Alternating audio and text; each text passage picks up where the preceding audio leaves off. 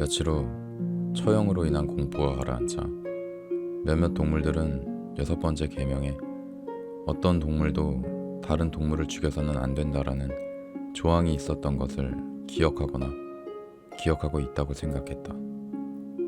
그래서 돼지나 개들이 듣는 데서는 아무도 그 이야기를 꺼내지 않았지만 지난번에 일어난 사륙이 이 조항을 어긴 것이라고 느꼈다. 클로버는 벤자민에게 여섯 번째 계명을 읽어달라고 부탁했다. 계명에는 어떤 동물도 이유 없이 다른 동물을 죽여서는 안 된다고 적혀 있었다. 어쩐 일인지 이유 없이라는 두 단어는 동물들의 기억에는 없는 단어였다. 그러나 이제 그들은 계명에 위배되는 일은 없었다는 것을 알게 되었다. 스노우볼과 공모한 반역자들을 죽이는 것은 충분한 이유가 되었기 때문이다. 그해 내내 동물들은 작년보다 훨씬 더 열심히 일했다. 예전보다 벽이 2배는 두꺼운 풍차를 예정일에 맞춰 완공될 수 있도록 짓는 것은 엄청나게 힘든 일이었다. 일은 더 많이 하면서 먹는 것은 존스 시절보다 나을 것이 없다는 생각이 들 때도 많았다. 일요일 아침마다 스킬러는 기다란 종이 쪽지를 앞발로 들고 각종 식량 생산이 경우에 따라 200%, 300% 또는 500% 증가했다는 것을 증명하는 숫자 목록을 그들에게 읽어주곤 했다. 동물들은 반란이 있기 전에 상황이 어땠는지 더 이상 기억이 잘 나지 않았기 때문에 스킬러의 말을 믿지 않을 이유가 없었다. 그런 건 아무래도 좋으니 동물들은 숫자가 줄어들어도 먹을 것이나 더 많이 줬으면 하고 생각할 때도 있었다. 이제 모든 명령은 스킬러나 다른 돼지들을 통해서 전달되었다. 나폴레옹은 2주에 한 번 정도밖에 공개적으로 모습을 나타내지 않았다. 그가 나타날 때는 그의 수행원인 개들뿐만 아니라 검은 수탉을 거느렸는데 이 수탉은 나폴레옹 앞에서 행진하면서 그가 연설하기 전에 꽃기호하고 크게 울어 일종의 나팔수 역할을 했다. 들리는 말로는 농가에서조차도 나폴레옹은 다른 돼지들과 방을 따로 쓴다는 것이었다. 그는 개 2마리의 시중을 받으며 혼자 식사했고 언제나 응접실 유리 그릇장에 있던 크라운 더비 정찬용 식기로 식사했다고 했다. 또한 해마다 나폴레옹의 생일에도 다른 두 기념일과 마찬가지로 축포를 쏘겠다는 발표가 났다. 나폴레옹은 이제 단순히 나폴레옹이라고 불리지 않았다. 그는 언제나 공식적으로 우리의 지도자 나폴레옹 동지라고 불렸고 돼지들은 그에게 모든 동물의 아버지, 인류의 공포, 양떼의 수호자, 새끼 오리들의 친구 같은 칭호를 만들어 붙이는 것을 좋아했다. 스킬러는 연설할 때마다 나폴레옹의 지혜와 선량한 가슴, 모든 곳의 동물들, 특히 아직도 무지와 노예 상태 속에 살고 있는 다른 농장의 불행한 동물들에 대한 나폴레옹의 깊은 사랑을 이야기하며 두 뺨에 눈물을 흘리곤 했다. 모든 성공적인 성과와 재수 좋은 일은 모두 나폴레옹의 공로로 돌리는 것이 관례였다. 암탉 한 마리가 다른 암탉에게 우리의 지도자 나폴레옹 동지의 지도 아래 6일 동안 계란을 5개나 낳았어요 라고 말하거나 암소 2마리가 연못에서 물을 마시면서 나폴레옹 동지의 영도력 덕분에 물맛이 아주 기가 막히군요 라고 외치는 것을 자주 들을 수 있었다. 미니무스가 지은 나폴레옹 동지라는 시에는 농장의 이런 전반적인 분위기가 잘 표현되어 있는데 그 내용은 다음과 같았다. 아버지가 없는 자들의 친구여, 행복의 샘이여, 여물통의 주인이여, 오, 내 영혼은 불타오르네. 당신의 고요하고 위험 있는 눈을 바라볼 때면 하늘의 태양 같은 나폴레옹 동지여, 당신은 당신의 동물들이 좋아하는 모든 것을 주시는 분. 하루 2번 배불리 먹여주시고 깨끗한 밀집 위에 뒹굴게 하시니 크고 작은 모든 동물들이 우리에서 편안히 잠드나니 당신이 모든 것을 지켜주시네. 나폴레옹 동지여, 젖먹이 돼지가 나에게 있다면 작은 병이나 밀대만큼 자라기 전에 당신에게 충성하고 진실해지는 법을 배우게 하리라. 그렇다. 그가 제일 처음 뱉는 말은 나폴레옹 동지 일이라. 나폴레옹은 이 시를 승인하고 큰 헛간에 7계명이 써있는 반대편 벽에 그 시를 써놓게 했다. 그 시 위에는 스킬러가 나폴레옹의 옆모습 초상화를 흰색 페인트로 그려놓았다. 한편 나폴레옹은 중개인 휜퍼를 통해 프레데릭과 필킹턴을 상대로 복잡한 협상을 벌이고 있었다. 목재더미는 아직 팔리지도 않은 상태였다. 두 사람 중에서 그 목재를 사고 싶어 안다라는 쪽은 프레데릭이었지만 그는 가격을 제대로 쳐주지 않았다. 그와 동시에 풍차 건설을 몹시 시기한 프레데릭이 그의 일꾼들과 함께 동물농장을 습격해서 풍차를 파괴하려고 음모를 꾸미고 있었다는 소문이 다시 나돌았다. 스노우볼은 여전히 핀치필드 농장에 숨어 있는 것으로 알려졌다.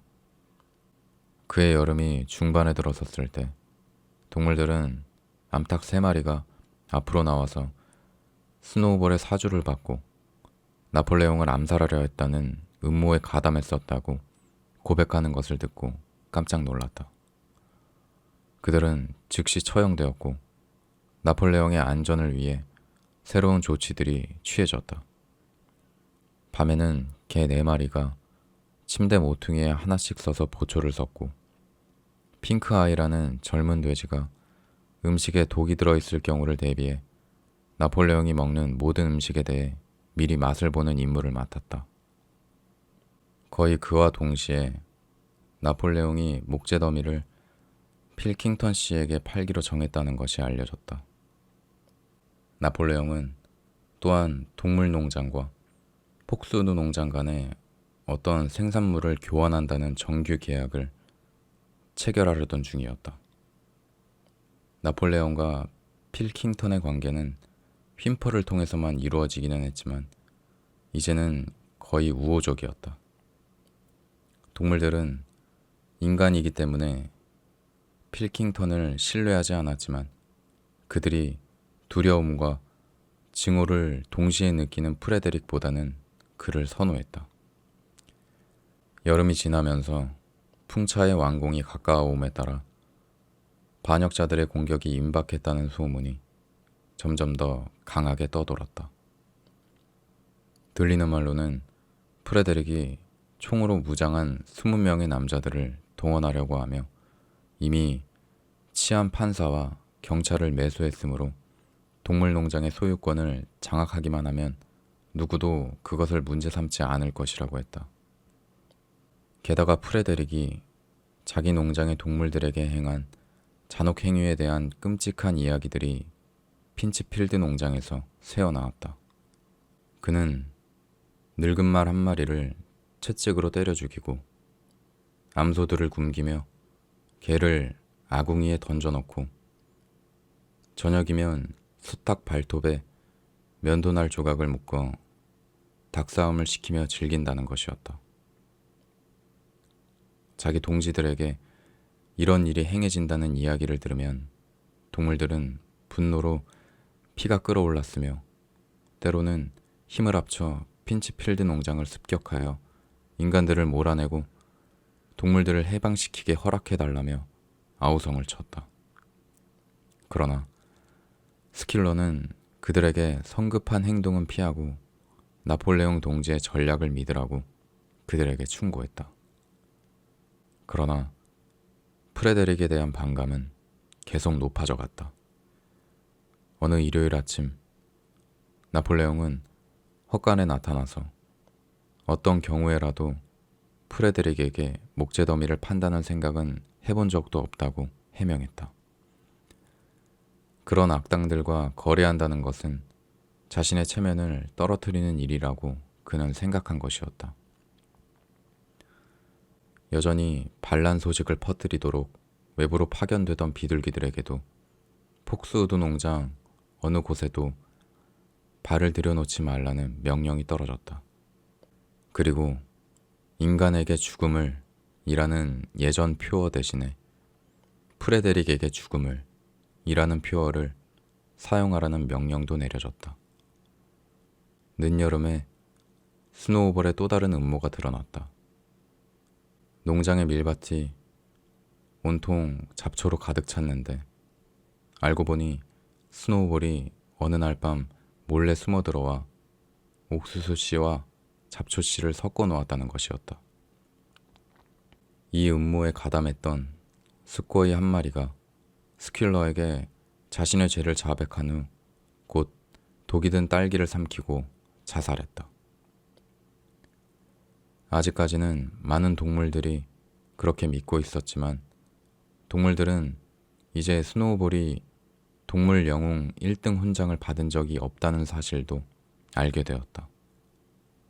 그것은 외양간 전투 후에 스노우볼 자신이 퍼뜨린 전설에 지나지 않았다. 훈장을 받기는커녕 전투에서 보인 비겁한 행동 때문에 문책을 받았다는 것이었다. 다시 한번 몇몇 동물들은 이 이야기를 듣고 당혹스러워했지만 스킬러가 그들의 기억이 잘못되었다는 것을 곧 납득시킬 수 있었다. 가을이 되자 동물들의 피땀 어린 노력 끝에 풍차가 완성되었다. 아직 기계 설치가 남아있고 휜퍼가 구매 협상을 벌이고 있었지만 구조물은 완성되었다. 온갖 위험을 다 겪으며 경험도 없이 원시적인 도구를 사용하고 불운과 스노우볼의 배신이 있었음에도 불구하고 작업은 정확하게 예정일에 맞춰진 것이다. 동물들은 피곤했지만 자랑스러웠다. 그들은 자신들이 만든 걸작품 주위를 빙빙 돌았다. 그들의 눈에는 처음에 만들어진 것보다 훨씬 더 아름다워 보였다. 게다가 벽도 2배나 더 두꺼워서 이번에는 폭발물이 아니고서는 무너뜨리지 못할 것이다. 풍차의 날개가 돌아 발전기가 가동될 때 그들의 생활에는 엄청난 변화가 일어날 것이다. 이런 생각을 하자 피로가 씻은 듯 사라져 그들은 승리의 함성을 지르며 풍차 주위를 뛰어다녔다. 나폴레옹 자신도 개와 수탉을 거느리고 완성된 작업을 둘러보러 내려왔다. 그는 개인적으로 동물들의 노고를 치하한 뒤 이 풍차를 나폴레옹 풍차로 명명한다고 발표했다. 이틀 후 헛간에서 특별한 집회가 있었다. 그들은 나폴레옹이 목재 더미를 프레데릭에게 팔았다고 발표했을 때 너무 놀라 말문이 막혔다. 내일 프레데릭의 마차가 와서 목재를 치러 간다는 것이었다. 그동안 나폴레옹은 필킹턴과 우호적인 관계를 유지하고 있는 것처럼 보이게 하면서 실은 프레데릭과 비밀 협상을 벌이고 있었던 것이다. 폭스우드와의 모든 관계는 중단되었고 모욕적인 메시지가 필킹턴에게 전해졌다. 비둘기들은 핀치필드 농장에는 다니지 말라는 지시를 받았고 그들은 슬로건도 프레데릭에게 죽음을 해서 필킹턴에게 죽음을로 바뀌었다. 이와 동시에 나폴레옹은 프레데릭의 동물농장 습격이 임박했다는 소문은 전혀 사실이 아니며 그가 자기 농장 동물들에게 잔혹행위를 했다는 이야기도 상당히 과장된 것이라고 동물들을 설득했다. 이런 소문들은 아마도 스노우볼과 그의 첩자들이 퍼뜨렸으리라는 것이었다. 이제 어쨌든 스노우볼이 핀치필드 농장에 숨어있지 않다는 것이 밝혀졌으며 사실 이제까지 스노우볼이 거기에 있었던 적은 한 번도 없었다는 것이었다.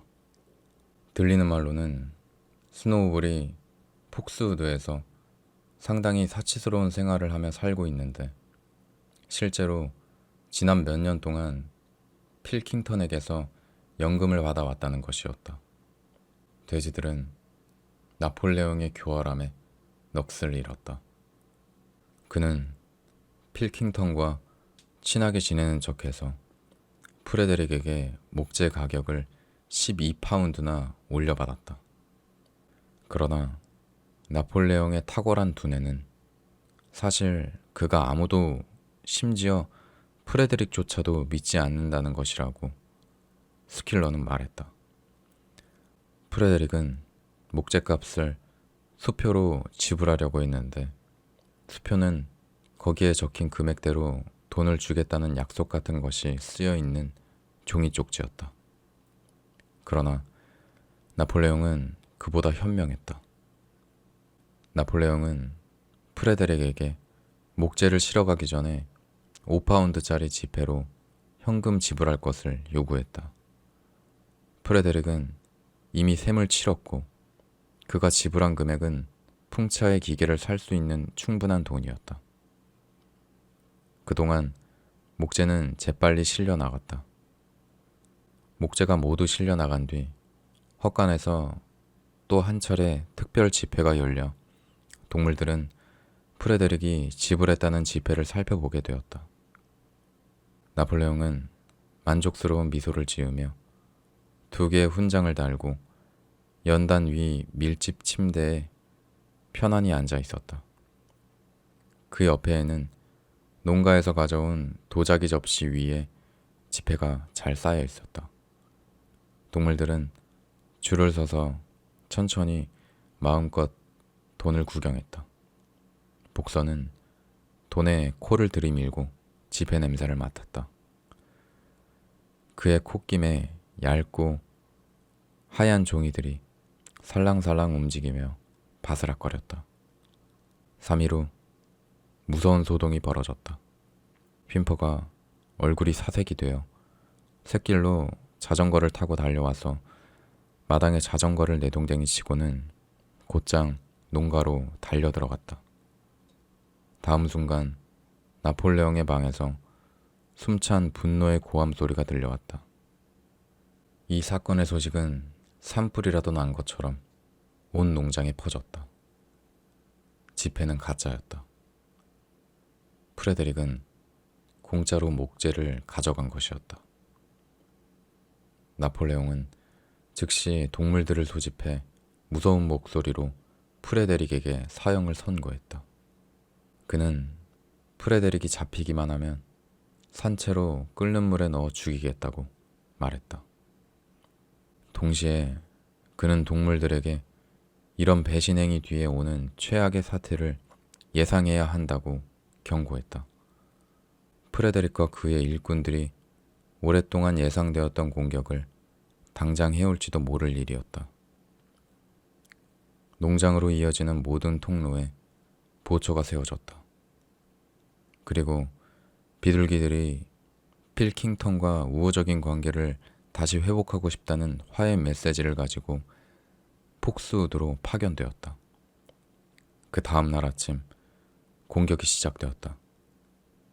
동물들이 아침 식사를 하고 있는데 파수꾼이 뛰어들어와 프레데릭과 그의 일꾼들이 이미 빗장이 5개 달린 정문을 통과했다고 전했다.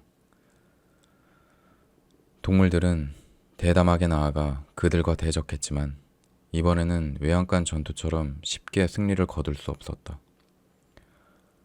15명의 남자 중 절반이 총으로 무장했으며 50야드 안으로 다가오자마자 총을 쏘아댔다. 동물들은 무시무시한 폭음과 쏟아지는 총알에 대적할 수 없었고 그들을 규합하려는 나폴레옹과 복서의 노력에도 불구하고 곧 밀려나고 말았다. 그들 중 많은 동물들이 이미 부상자였다. 그들은 농장 건물로 피신하여 벽 틈이나 옹이 구멍으로 조심스럽게 내다보았다. 풍차를 포함한 거대한 목장 전부가 적의 수중에 넘어가 있었다. 그 순간에는 나폴레옹조차 어쩔 줄 몰라 하는 것 같았다. 그는 꼬리를 빳빳하게 실룩거리면서 말없이 왔다 갔다 했다. 모두들 폭스우드 농장 쪽으로 기대하는 듯한 눈길을 보냈다. 필킹턴과 그의 일꾼들이 그들을 도와준다면 아직은 이길 수도 있을 것 같았다. 그러나 바로 그때 전날 보냈던 비둘기 4마리가 돌아왔다. 비둘기 한 마리가 필킹턴이 보낸 종이 쪽지 한 장을 물고 있었다. 거기에는 연필로 이렇게 적혀 있었다. 당해도 싸지. 그러는 동안 프레데릭과 일꾼들은 풍차 근처에서 멈춰섰다. 동물들은 그것을 지켜보면서 절망적으로 중얼거렸다. 남자 둘이 지렛대와 큰 망치를 꺼냈다. 그들은 풍차를 부술 작정이었다. 나폴레옹이 외쳤다. 안 될걸? 그래서 우리가 벽을 저렇게 두껍게 만들었잖아. 일주일이 걸려도 저걸 부수지 못해. 용기를 내시오, 동무들. 그러나 벤자민은 그 사나이들의 동작을 유심히 지켜보고 있었다. 망치와 지렛대를 가진 사람이 풍차의 기초 부근에 구멍을 뚫고 있었다. 벤자민은 천천히 그리고 거의 재밌다는 표정으로 긴 콧등을 끄덕거렸다. 그럴 줄 알았어. 저자들이 뭘 하는지 모르겠소. 곧 저들은 저 구멍에 폭약을 채워 넣을 겁니다. 두려움에 떨며 동물들은 기다렸다. 숨어있는 건물에서 지금 뛰어나간다는 것은 불가능했다. 몇 분 후 사람들이 사방으로 뛰어가는 것이 보였다. 그리고 귀청 터질 듯한 폭음이 들렸다. 비둘기들은 공중으로 날아오르고 동물들은 나폴레옹만 빼고 모두 바닥에 배를 깔고 엎드린 채 얼굴을 가렸다.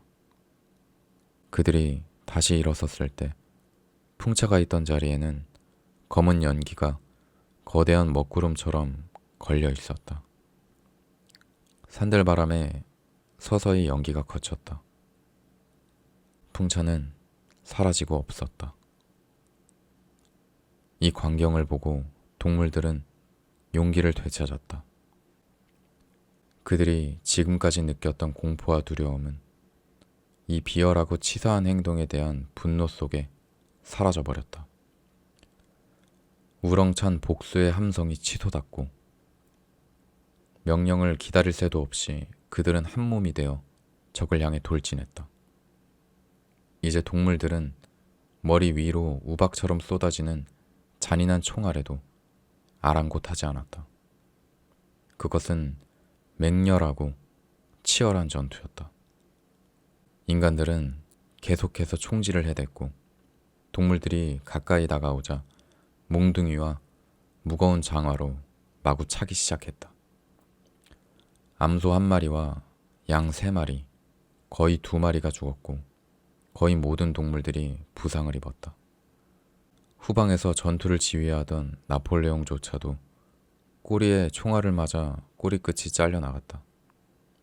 그러나 인간들도 타격을 입었다. 복서의 발굽에 맞아 3사람이 머리가 깨졌고 한 사람은 암소의 뿔에 배를 찔렸으며 다른 한 사람은 제시와 블루벨에게 바지가 다 찢겼다. 그리고 나폴레옹을 호위하는 9마리의 개들이 나폴레옹의 지시를 받고 울타리의 그늘로 돌아가서 갑자기 인간들의 측면에서 나타나 사납게 지저대자 인간들은 공포에 휩싸였다. 그들은 자신들이 동물들에게 포위될 위험에 처했다는 것을 알았다.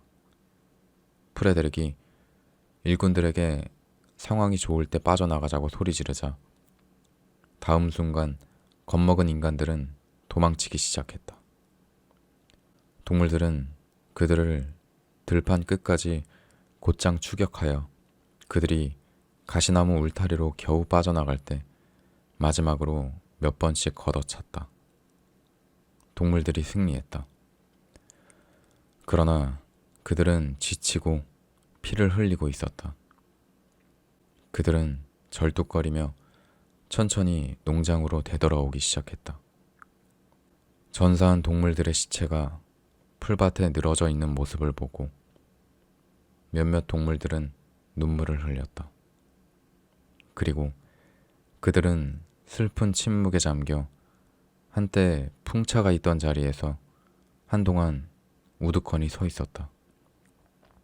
그렇다. 풍차는 사라졌다.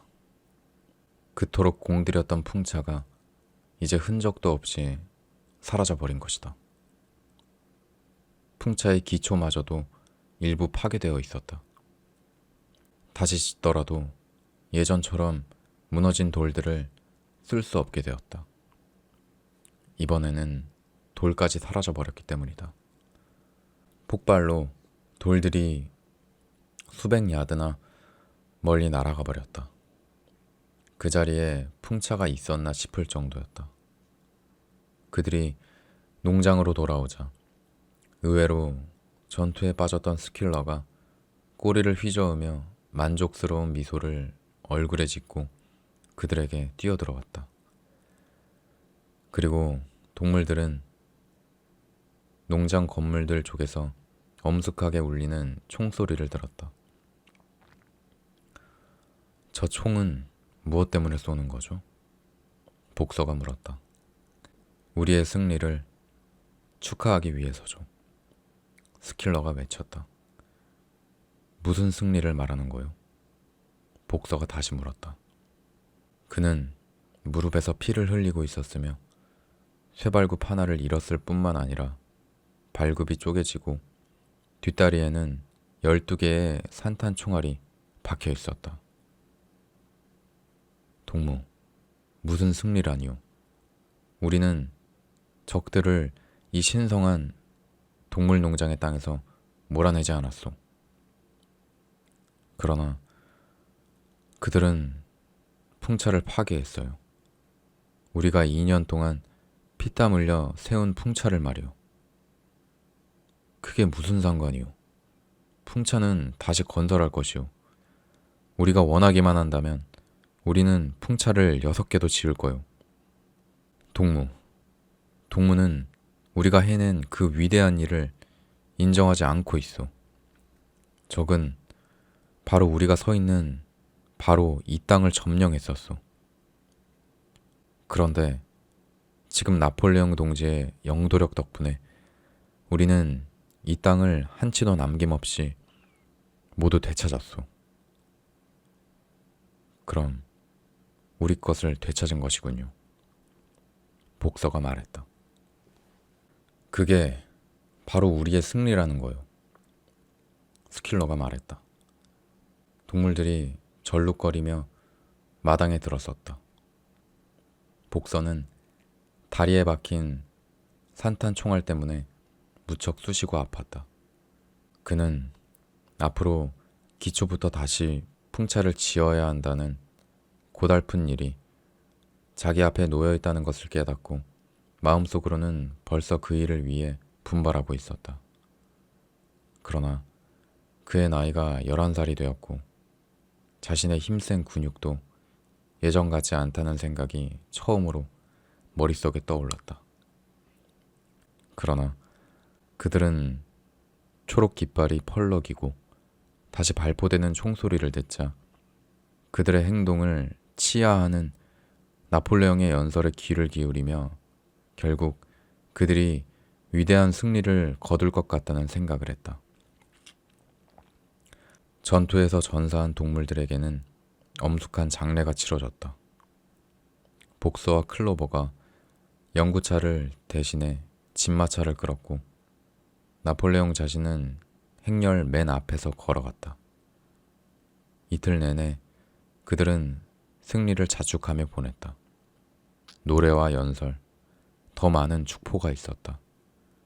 모든 동물들에게 사과가 한 알씩, 새들에게는 각각 2온스의 옥수수가, 개들에게는 비스킷 3개씩이 특별 선물로 주어졌다. 이번 전투는 풍차 전투로 명명되며 나폴레옹이 녹색 깃발 훈장을 새로 제정해 자기 자신에게 수여했다는 발표가 있었다. 축하하는 분위기 속에서 가짜 지폐에 속아 넘어갔던 불행한 사건은 잊혀졌다. 그로부터 며칠 후 동물들은 농가 지하실에서 우연히 위스키 한 상자를 발견하게 되었다. 농가를 처음 점거했을 당시에는 못 보고 지나쳤던 것이었다. 그날 밤 농가에서는 시끄럽게 노래를 부르는 소리가 들려왔는데 그 노래 중에는 영국의 동물들도 섞여 있어서 모든 동물들은 깜짝 놀랐다. 9시 반쯤 되어 나폴레옹이 존스 씨의 낡은 중절모를 쓰고 뒷문으로 나와 마당을 재빠르게 한 바퀴 뛰어다니다가는 다시 집 안으로 사라지는 것을 똑똑히 볼 수 있었다. 그러나 아침이 되자 농가에는 깊은 정적이 감돌았다. 돼지 한 마리 얼씬하지 않았다. 스킬러가 모습을 나타낸 것은 거의 9시가 다 돼서였는데 느리고 힘없는 걸음걸이로 눈은 흐리멍텅했고 꼬리는 축 늘어뜨린 채 중병이라도 걸린 듯한 모습이었다. 그는 동물들을 모아놓고 끔찍한 소식이 있다고 말했다. 나폴레옹 동지가 죽어간다는 것이었다. 비탄의 소리가 터져 나왔다. 그들은 농가 문 앞에 집단을 깔아놓고 발끝으로 걸어 다녔다. 그들은 눈에 눈물이 고인 채 자신들의 지도자가 죽으면 그들은 어떻게 해야 하느냐며 서로에게 물었다. 스노우볼이 결국 나폴레옹의 음식에 독약을 넣도록 꾸몄다는 소문이 나돌았다.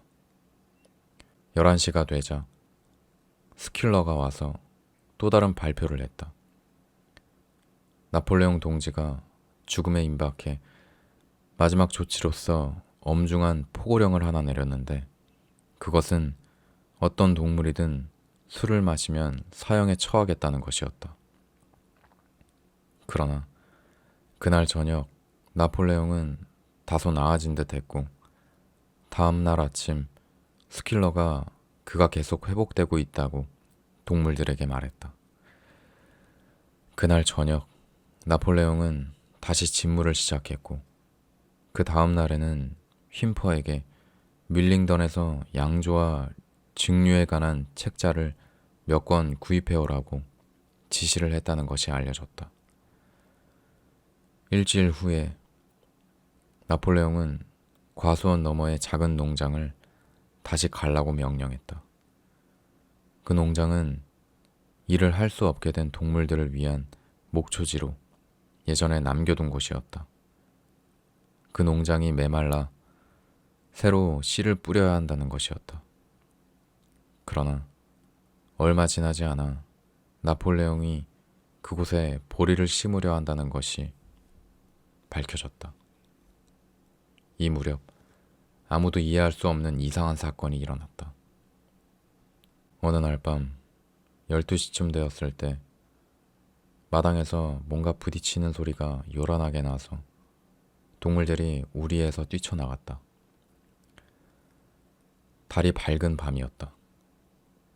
7계명이 써있는 큰 헛간의 벽끝 바닥에 사다리가 부러져 두동강 나 있었다.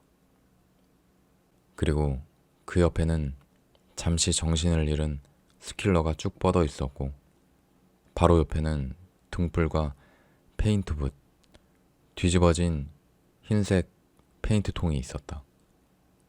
걔들이 곧 스킬러를 에워싸더니 그가 일어나 걸을 수 있게 되자 얼른 그를 호위하여 농장으로 데리고 갔다. 동물들은 이게 무엇을 의미하는지 전혀 알 수 없었다. 다만 벤자민 영감만이 알겠다는 듯 의미심장하게 콧등을 끄덕였지만 아무 말도 하려 들지 않았다. 그러나 며칠 후 뮤리엘은 혼자서 7계명을 읽다가 동물들이 잘못 기억하고 있는 것이 또 하나 있다는 것을 알았다. 그들은 5번째 계명을 어떤 동물도 술을 마셔서는 안 된다고 기억하고 있었는데 이제 보니 거기에는 그들이 기억하지 못하는 단어 2개가 더 들어있었다. 실제로 그 계명은 어떤 동물도 너무 지나치게 술을 마셔서는 안 된다 라고 쓰여 있었다.